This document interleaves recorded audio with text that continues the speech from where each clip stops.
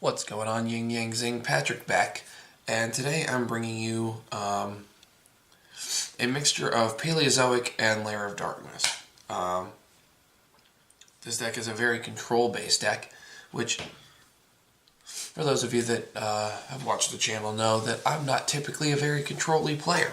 So this deck is a lot of fun. It's got a lot of potential, and I'm still working on the kinks. So if you think of any suggestions for it, let me know in the comment section below. There are a couple of cards I'm still kind of working on getting, but I really like the way the deck's been flowing. So let's jump right into it. So starting off with the main deck. 3 Swap Frog. It's the Frog engine, so 3 Swap Frog is essential to starting your boards. It can be really, really good for getting into a lot of your Exceed plays and your Link plays. And that's the Toad engine, just with the Paleozoic engine, just really blasts through stuff. So Swap Frog is great. Then I got Triple Dupe. Dupe Frog lets you search when it's sent, so it's like go, go, go combo pieces, which is great. And then 2 Ronin Totem for your summoning and for everything else. So, okay. Next is Triple Lilith, Lady of Lament. This is your searcher. This card searches off everything that you're all your Paleozoic cards, all of your revival cards, your trap searcher for Lair of Darkness. So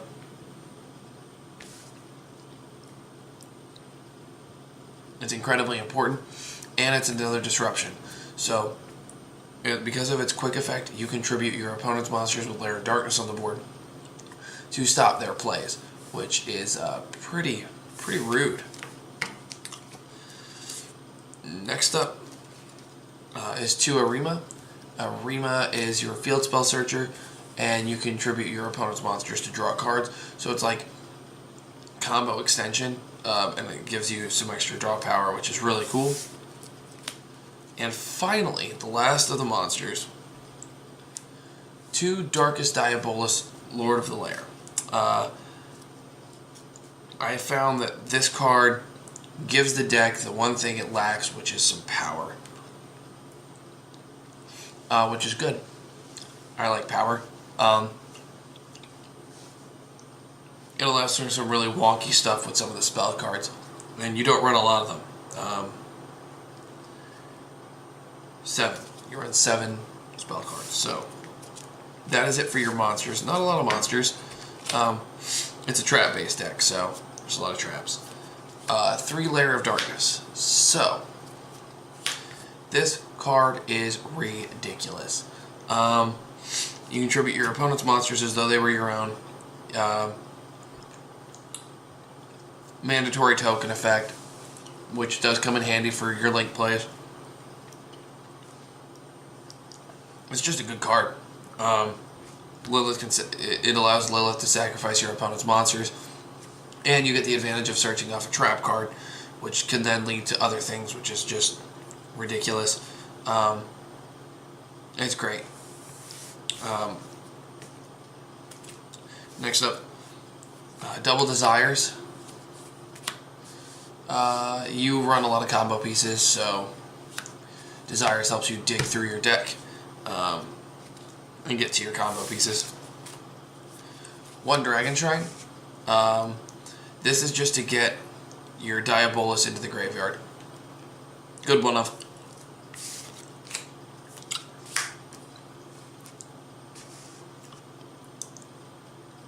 It's my favorite one of in this deck. Enemy controller. Tribute one of your opponent's monsters to take control of one of their monsters. That's just rude. Next up is the traps. So we're into the traps. That's it for the spells. Triple Paleozoic Canadia. It's Book of Moon. Triple Olenoids. It's trap form. It's your MST. I found that it was good against Mech Knight invoked because you can hit the field spell as it's coming in, destroys it, and you can summon monsters and things like that. So,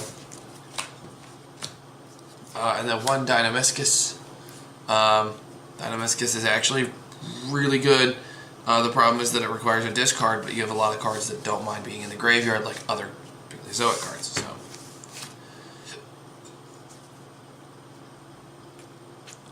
two back to the front. This just helps you with recursion, getting more monsters on board to go into your link plays. Or get Darkest Diabolus on the field and just start punching things. Whatever.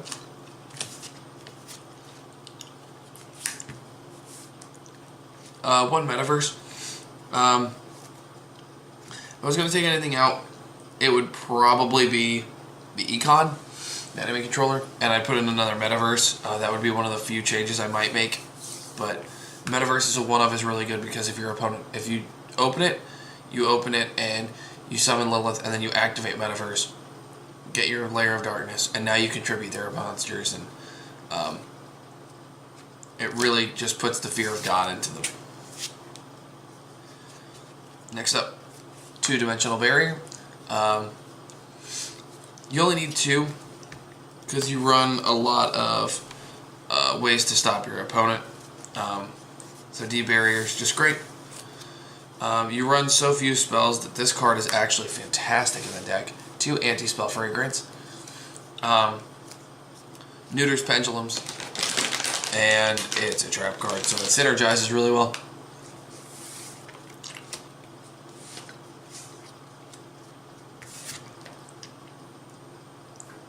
And last but not least, 3 Solemn Strike and 1 Solemn Warning. I don't like Judgment. I feel like because it's always live, it's fine, but you run enough other ways to slow your opponent down that you don't really need it. It's almost unnecessary. So I really like this lineup of 3 and 1. Into the extra deck. 2 Toad. I mean, it's totally awesome.